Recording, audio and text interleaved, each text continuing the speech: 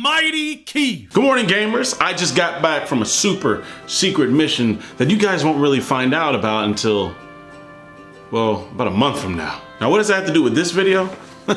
Absolutely nothing. But it is an excuse for me to tell y'all, hey, the Xbox skit is almost done and it's gonna be coming up in a few days. But it's been a while since I put out some content, so I wanted to give y'all a little something to chew on. And these news topic contents are pretty fun. I can give you guys information and you can be like, hey Keith, that's pretty cool. Or, hey Keith, that's pretty whack. So we'll go and get that first piece of news out the way. You guys already know Xbox unfortunately had to close 4 studios, including Tango Studios, which is the creator of Hi-Fi Rush, an amazing game by the way. Now why did they do this? Obvious reason is probably financial reasons. I don't know what they were expecting. I thought it sold well, who knows? There's a lot of speculation that Game Pass is pretty good for consumers, not very good for business. People are even claiming that the gaming industry as a whole is not doing well financially. Now, I don't know if that's true. I'm hearing a lot of good things about what's happening in gaming, but I have a theory. And I've been saying this, and you can call me crazy. Sure, it is just a theory. I think that during 2020, when all that mess happened and everyone had to stay at home, a lot of people who don't regularly purchase games or play games were forced to, as a way of entertainment that they couldn't do. Because of that, there was a huge spike in video game purchases and video game playtime. And as the years go on, that spike is gonna drop, okay?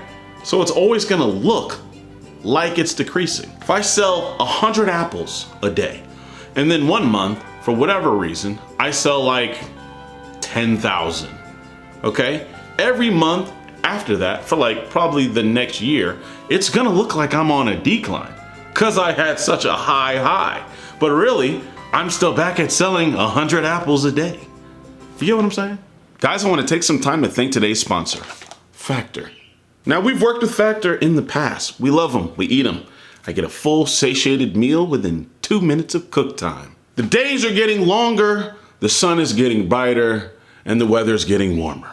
You can fuel up with some Factor today with no prep, no mess, just good meals for you. Meals to meet your summer goals with the protein plus options, keto options, or calorie smart options. Factor foods are never frozen meals, dietitian approved, and ready to eat within 2 minutes. So no matter how busy you are in this busy, hectic world, you'll still have time for a nutritious meal. And it'll never get boring. With 35 different meal options and more than 60 add-ons to those meals, you can have something new all the time. Crush your wellness goals this May with dietitian approved meals. Why May? Because it's the best month of the year, my birthday month. But also because it's now, not tomorrow, not yesterday, now. Tomorrow and yesterday are still in May, but you get what I mean. So what are you waiting for?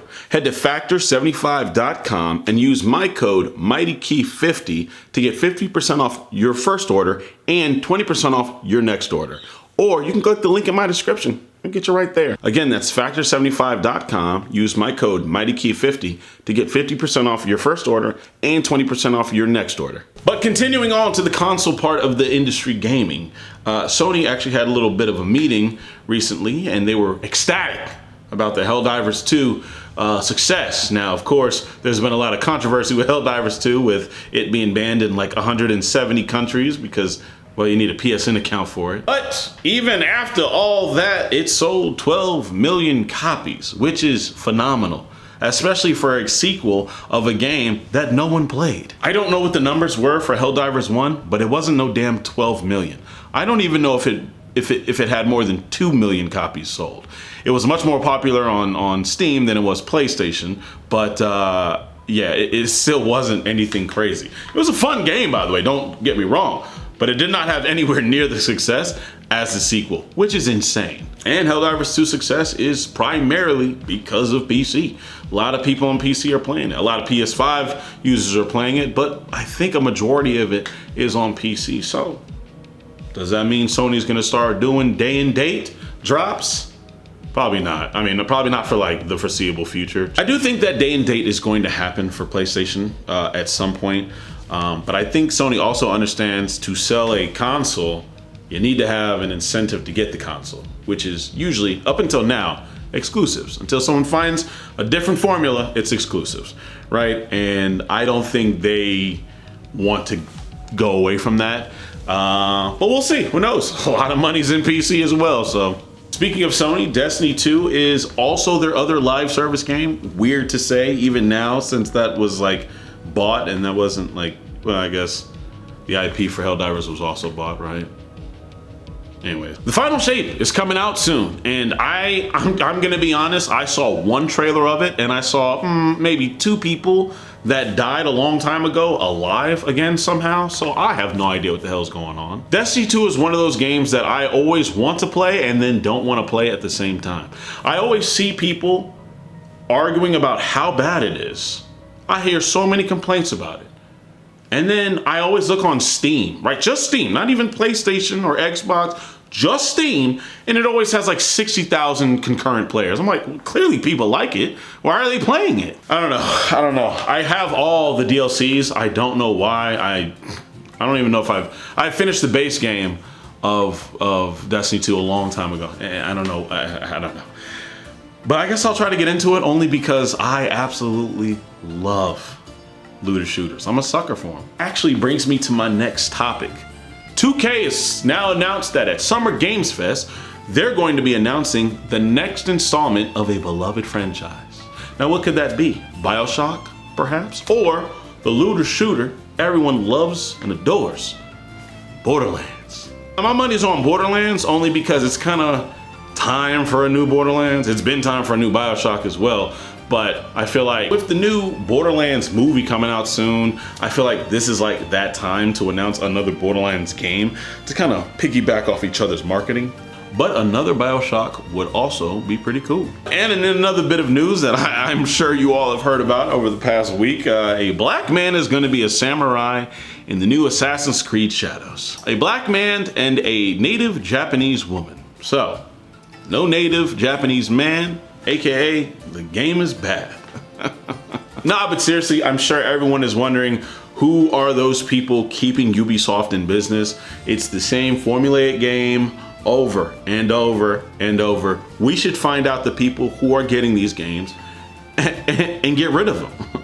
It's me, unfortunately. I actually really like Assassin's Creed, and I actually really like Far Cry. And those are very formulaic games. It's the same stuff every time. But I don't know, they just get me somehow. Everything else Ubisoft does, I've never really been a fan of. I really only play Far Cry and Assassin's Creed. But I started with Origins, I started with Black Flag, then I did Origins. I never played any of the Ezio's or any of those other ones that everyone liked. I think I'm about to go and do it since it's got remastered and everything. I want to do Ezio, and I want the collection, and I want to do Assassin's Creed 3. Then I'll be like, all right, yeah, I've played all of them I need to play. I haven't played Valhalla because I played an hour and I was like, I'm good. But Origins and Odyssey, those were very good. I'm the one that's keeping them in business. I lied. Ha! I'm not the only one keeping Ubisoft in business, because apparently they just came out with a 5v5 arena shooter. I believe it's 5v5, might be 6v6, called XDefiant. It came out for everyone to play right now, and it's apparently doing very well. So I'm not the only person in trouble. You are too, because I don't know, everyone's liking the game so far. Which goes to show you, I guess, arena shooters are still in the year of 2024. I love it here. And for my last story of today, Valve is alive. Yes, Valve is coming out with a game that's like an Overwatch styled, tower defense elemented shooter. Now, if people don't know, Valve actually kind of started this whole hero shooter stuff with Team Fortress. And the superpowers are supposed to kind of be inspired by Dota, from what I've been reading. So I have every bit of faith that they're just gonna do well with this. It's been a while since like I've played a Valve game, but they kind of invented this genre, and I don't see why they would mess up. The news comes from a closed alpha that was recently done, and someone broke NDA and kind of just posted leaks. Shame on them, but hooray for us. But that's all I have for you guys today. Summer Games Fest is gonna be probably, actually, think it's next week or the week afterwards. So we're gonna get a lot of gaming information about what's gonna happen this year, what's gonna happen with Xbox, what's gonna happen with the PS5, what's gonna happen with Nintendo. You know, there's a Switch 2 that's coming out. Will that be announced at Summer Game Fest, or will they announce it later on in the year? Who knows?